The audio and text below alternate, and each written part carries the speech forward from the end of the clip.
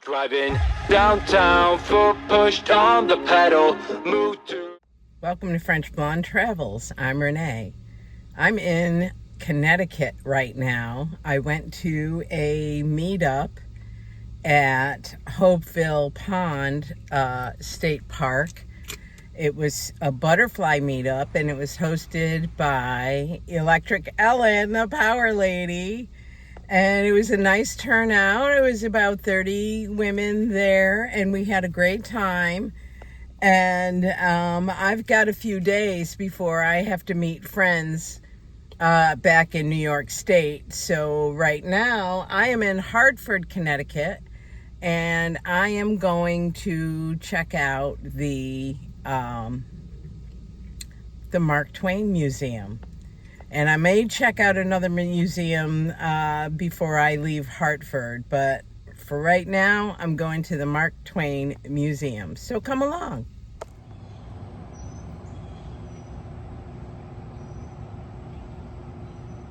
Also, once we are inside the house, there is to be no photography or Kodaking, as he prefers to call it, of any kind. Now, you are more than welcome to take pictures of anything you see outside today, such as the gardens, which is the territory of Mr. O'Neill, or the exterior of the buildings. But once we are inside the house, then I expect the utmost respect for the family's privacy. Also, don't let Mr. O'Neill or even Mr. McAleer hear me saying this, but I don't think there's much you'd really want to take pictures of out here anyway. In the quiet, leafy streets of Hartford, Connecticut, there's a house that feels like it still holds a pulse. This is where Samuel Clemens, better known as Mark Twain, lived during some of his most creative and productive years. Before we go any further, I want to share with all of you some fun facts about this house, as well as the neighborhood that it resides in. So this house that you see right here is 11,500 square feet, and it's 25 rooms in all. Now, they also call this neighborhood here Nook Farm, and lots of other prominent families live here today. You've got the Warners, the Gillettes, the Bookers, the Burtons, the Beechers, and of course, the Stowes. And right across this lawn behind those trees over there is a gray cottage. And that is where Mrs. Harriet Beecher Stowe herself lives. Now, interesting enough, Patrick McAleer, the coachman for the family, well, he lives in the carriage house, which is that building that you all just saw before. He and his wife Mary have an apartment on the right side of that building, and the left side of it is the barn where they keep the horses, carriages, and other livestock around here. But here's something even more interesting about Mr. McAleer. Him and his wife have got 7 children. Imagine that. 9 people in that 2-story apartment. The house itself is striking, full of character, angles, and ornamentation. It was built in the 1870s when Hartford was one of the wealthiest cities in the country, and Twain was becoming one of America's most literary voices.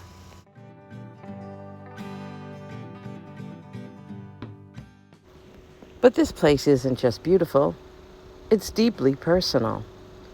It was home to Clemens, his wife Olivia, and their 3 daughters. And from this home, he gave the world The Adventures of Tom Sawyer, The Prince and the Pauper, A Connecticut Yankee in King Arthur's Court, and his greatest work, Adventures of Huckleberry Finn.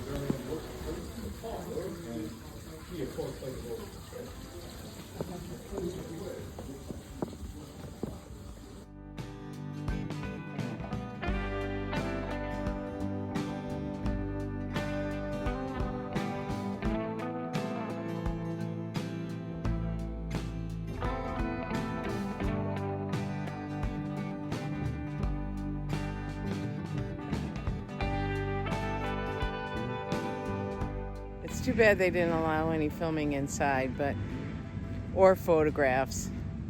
But it was still fun to take the tour. And right next door is the Harriet Beecher Stowe Museum, but it is closed on Mondays, and today's Monday. So this is what we've seen in Hartford, Connecticut. Let's see what else we can find. The museum next to the house offers a window into the world behind the stories.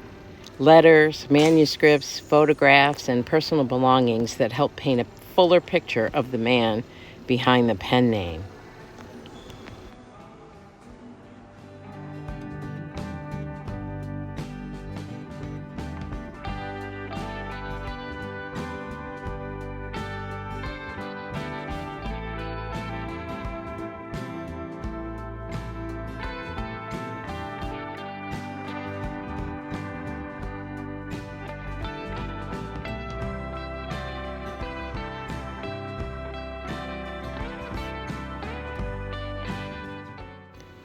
Mark Twain was clever and deeply funny, but his humor had weight.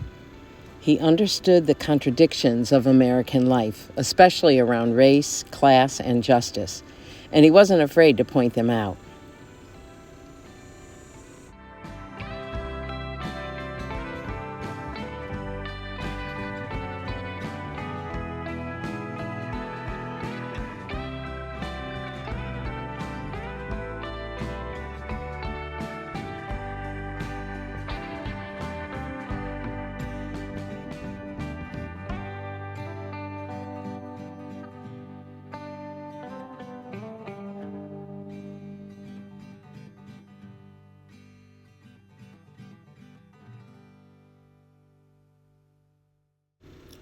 Born in 1835 in the tiny town of Florida, Missouri, Clemens grew up along the Mississippi River in Hannibal, a place that would inspire many of his fictional towns.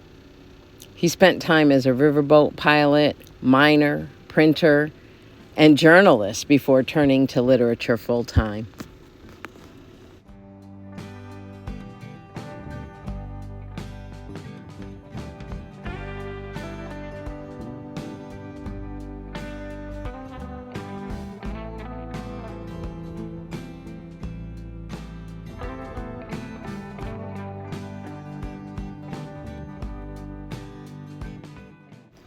The name Mark Twain came from his riverboat days. It was a depth measurement, 2 fathoms, or 12 feet, signifying safe water. The phrase stuck, and over time, it became a voice that helped shape American literature.